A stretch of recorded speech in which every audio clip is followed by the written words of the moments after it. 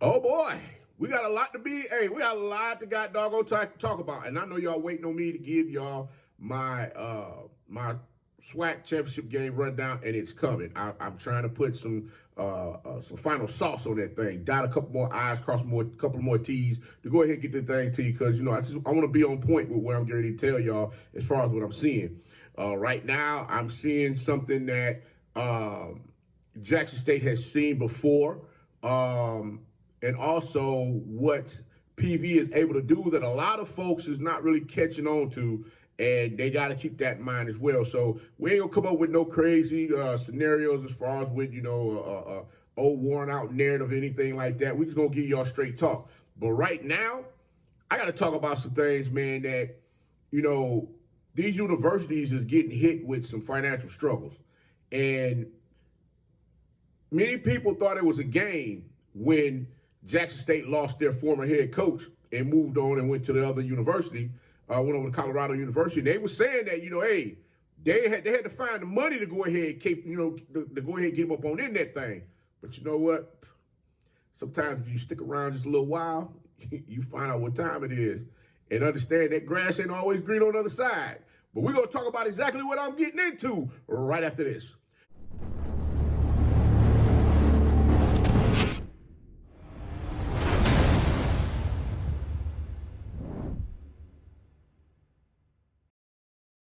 Coach back at it again. 10 toes down, about to tell you how it all went down. This is Tomorrow Leader Sports Network with your host, Coach Walker. If you're new to the channel, please like, share, subscribe. Hit that notification bell so you get all upcoming videos. For all my leaders out there, welcome back. Y'all know the drill. Y'all know the routine. If you haven't done so already, please like, comment, and share these videos. And tap in and free to Twitter to come on in. You know, positive vibes. We're just having a good time talking about HBCU sports. And don't forget, you can follow us on all social media platforms. The links are listed down below in the description. So without further ado, we're going to go ahead and jump on in this thing. Cause like, Coach, what's your take on all this stuff? What matter of fact, Coach, what in the heck you talking about, bro? Because, right now we should be talking about the SWAC championship. You're absolutely correct. We should be talking about the SWAC championship. But you gotta have some things in place when you get to the main course. You feel me?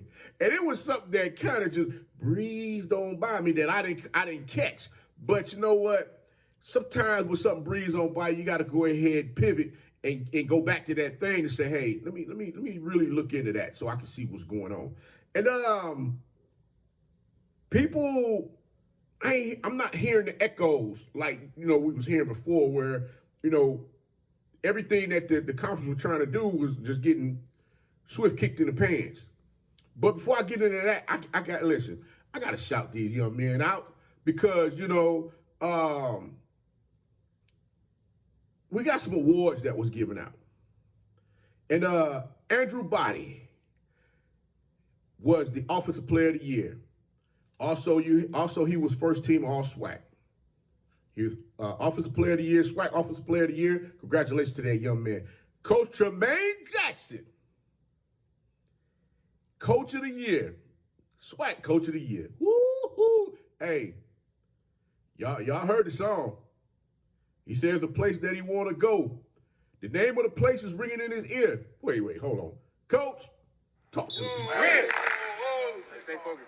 There is a place I want to go. The name of the place ringing in my ear. Atlanta. Atlanta is the land of the purple and gold. Oh, the land of the purple and gold. Gotta get there. Now, Defensive Player of the Year, Jackson State, Quincy Ivory. Newcomer of the Year, Jackson State, Quincy Ivory. And then you got Freshman of the Year, Chase Bingman of Prairie View A&M. Congratulations to all of them. Alabama State, they had some folks that was on the list on both the first team, second team, all SWAC teams, offense and defense. Congratulations to all of them. Congratulations to Andrew Body from Albany State, Alabama State, for winning the Offensive Player of the Year, the SWAC Offensive Player of the Year, as well as first team SWAC honors. Again, congratulations to all the Alabama State players and everybody else that was on that list on first and second team All-SWAC, and I think there may be a third team as well. Congratulations to all of them. Wiki wow, trying to spit it all out one time, trying to just get it on out there so we can get to the meat and potatoes. I'm like, Coach, come on, man, you really trying to go ahead and draw this on out. Nah, I ain't trying to do that to you. I'm about to give it to you, but I got, you know what? I'm sitting here, I'm listening to this show. I'm listening to this. Matter of fact, shout out to She Loves the Timona over there at Jack State. Hey, y'all, if y'all haven't done so already, make sure y'all tune in, tap in, tell a friend to friend. Hey, go on in that thing and tap on in with that young lady. She give y'all some crazy stuff over there as well. She putting in work. Like I say that all the time. The young lady is putting in work. Letting everybody know, hey, she is something to be reckoned with, and she's out here making it happen. I know a lot of folks, y'all go back and forth on social media, but again, hey, when you're doing some good stuff, I'm going to give it to you. There's a lot of folks out there that's putting in good work. And, you know, when I come across you, I don't have no problem with shouting you out. My guys over at SWAC the Food, they definitely check them out as well. You got Blitz City Podcast, check them out. Kobe over there doing some great stuff. He's been he's your guy when it comes to South Carolina State football. So you already know he got the takes on that. So I got to get, you know, I'm getting my feet back in this thing as far as with everything that's going on, because I'm looking at it all as a whole right now, because I'm packing it up so I can give it to you. But what we talking about here today, ooh, child. There's a university that says they're in the red. They got some issues with some financial challenges right now. But you know what? They're gonna be all right. They're gonna be all right. But one daggone conference in particular that I know ain't got no problem with no money, because I kept trying to get everybody to understand this. When COVID hit, COVID was gonna tear up some daggone big name programs, and a lot of folks didn't see it. They didn't see the forest from the tree. They're like, hey, we're gonna cut programs, we're gonna do this, we're gonna do that, and you know, everything's gonna be everything. And still, you know, you got situations going on. And it ain't just the university I'm talking about is Colorado. It ain't just them, but you got some other universities as well that's been hit with some financial challenges. And you know, you're gonna start hearing about them. But as a conference, you got all these folks with these mega media deals, and I can only imagine what happens when the SWAC hit the jackpot for real. They pulling the lever on that thing, and you know, they seeing some sweet lemonade come up on out the machine. Them lemons just dropping, boy. You know, them lucky sevens. Them sevens is coming across the daggone board right now, and they just like, ooh, look at this thing, cha-ching, cha-ching, cha-ching. But you know what? I gotta let the man himself talk his stuff. I was about to say it the other way, boy. Ooh. Dr. McClelland, this must have went on during the Bayou Classic when they had this conversation. We got to talk about the financials. And, you know, I'm gonna let a little bit of it run. I got this from She Loves Thee, so I want to give her props on this. But I'm going to let this run a little bit here, and then I'm going to break in. I'm going to give my commentary as far as what I thought about everything, because I'm like, woo. No, sir. They didn't do it like this. But, yeah, here we go. We're going to go ahead and get into it. Listen to Dr. McClelland talk his stuff. Here we go. Overall of $25,553,465. Now, keep in mind, the SWAC, we have to generate all of that revenue. So you ask, what does that $25.5 million mean? We are and have the largest revenue of any FCS country. Oh, he said the largest, the biggest, the largest, the biggest. Hey, y'all heard what the man said. Hold on, here we go. Keep on going. Talk to him. The nation. So when you start talking about who we are now the biggest and the baddest when it comes to the revenue generated. But more importantly, we distributed back to our membership 15,956,000, which is 62% of the overall revenue. Ain't nobody bad like Dr. McClelland. And the SWAC. Y'all heard what that man said. He gave back.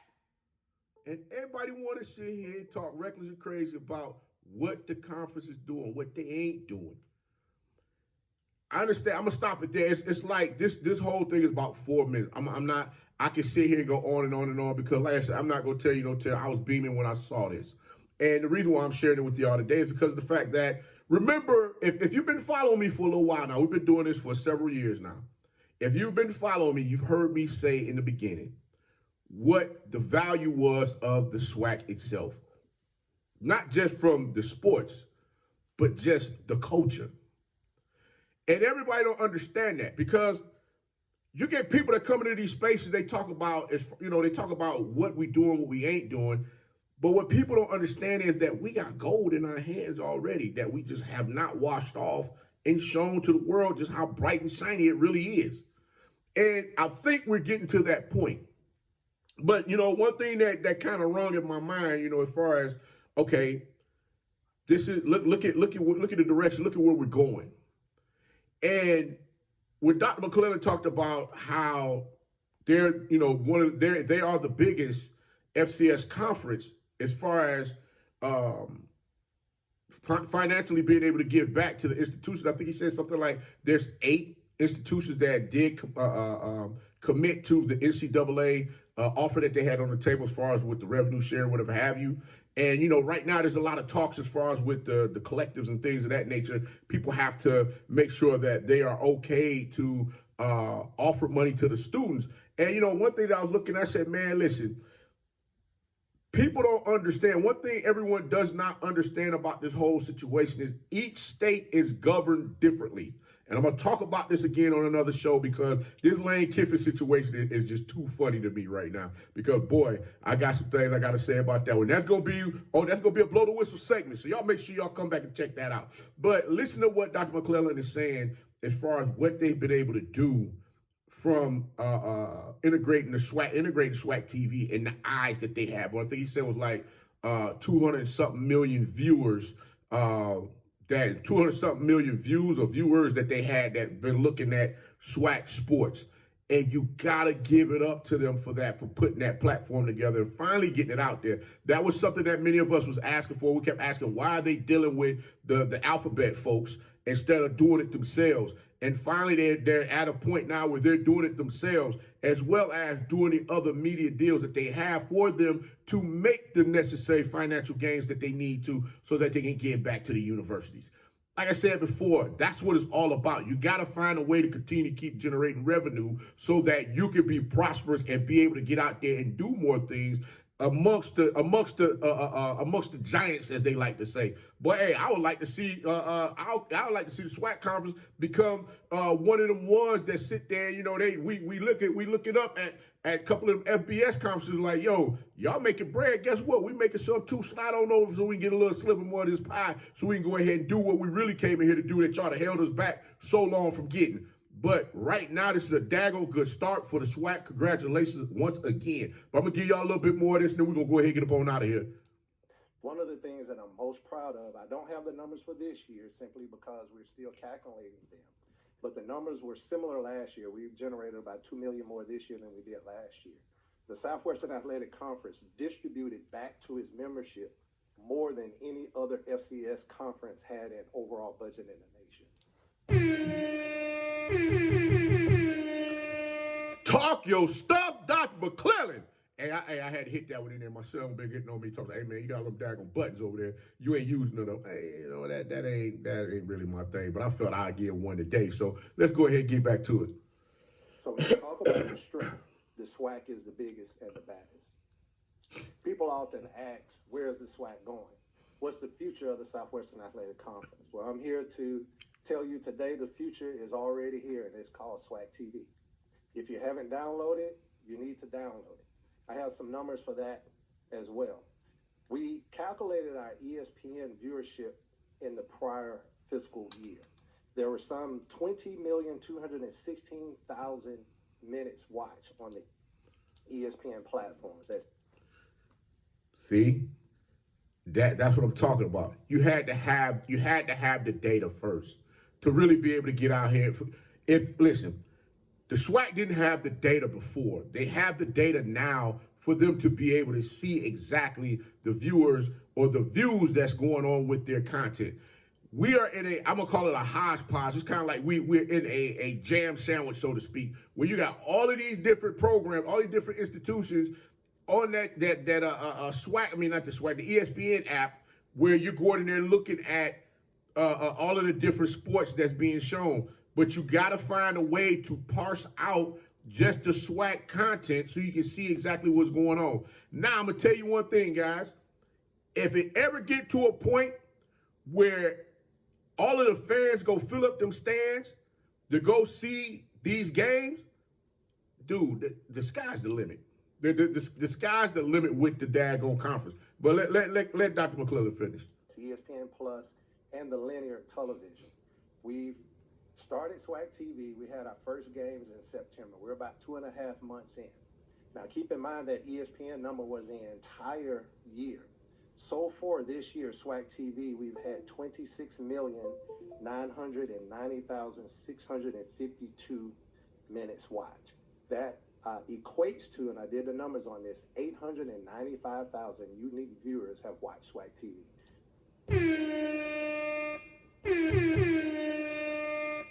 Shout out to the SWAC. There are more people watching SWAC TV for our games than there is for those individuals are watching ESPN. And what we want to do is open this up. It is very liberating to be able to have your own television network where you can show your content and you don't have to be constrained by the major networks, and to show definitively that our members, our viewers, are as good as and better as some of our other networks. Now the revenue is starting to grow. The SWAC TV is going to put us in a very unique position financially that no other FCS conference or HBCU conference will be able to recognize or even be able to match, giving our current revenue, and it's based upon what Southern University, Grambling, and the other 10-member institutions of the Southwestern Athletic Conference does. We have great fan base and they support our institutions. Last, let's talk a little bit about name, image, and likeness and revenue share. The era is here. I know we've talked a lot about it. 8 of our 12 schools currently are participating in either revenue share or name, image, and likeness. So we talked a little bit about that last year. That era is here and is going to continue to grow. Our schools have embraced it. I know Southern University has embraced it. Grambling State has embraced it as well. It's not going to go away, so we need to continue to do things. I know internally you are committing dollars to name, image, and likeness, and what our plans are within the Southwestern Athletic Conference. As revenue grows with SWAC TV, we're going to be able to redistribute those dollars back to our 12-member institutions for name, image, and likeness. So we are going to be key in ensuring that you have the resources that you need in order to participate in this program. So with that, I will leave it there and I will pause for any questions.